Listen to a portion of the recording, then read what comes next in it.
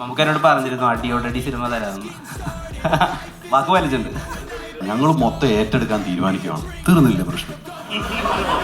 ഏറ്റെടുക്കുക. ഞാൻ നിങ്ങളെ ഏറ്റെടുത്തു കഴിഞ്ഞാൽ എനിക്ക് സമാധാനമായി. നിങ്ങൾ ഏറ്റെടുത്തിരിക്കുന്ന അറിഞ്ഞതിൽ വളരെ സന്തോഷം. അപ്പോൾ പോവാം. പിന്നെ തമാശ എന്ന് പറയാൻ പറ്റും.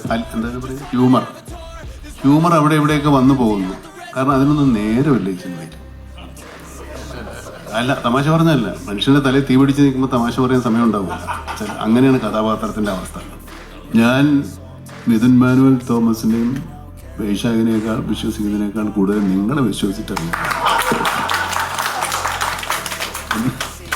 ഇവരെ ഞങ്ങളൊക്കെ നിങ്ങളെ വിശ്വസിച്ചിട്ട് വരുന്നത്. കാരണം ഇത് പ്രേക്ഷകർ സ്വീകരിക്കുമെന്നാണ് ഞാൻ ഉൾപ്പെടെയുള്ള എല്ലാ സിനിമാ പ്രവർത്തകരും വിചാരിക്കുന്നതും. അങ്ങനെയാണ് ഇറങ്ങിത്തിരിക്കുന്നത്. ചിലരുടെയൊക്കെ ഊഹങ്ങളൊക്കെ തെറ്റിപ്പോകും, ചിലരൊക്കെ ശരിയാവും. എല്ലാവർക്കും എപ്പോഴും എല്ലാം ശരിയാവില്ല. ഇത് ശരിയാക്കണേ.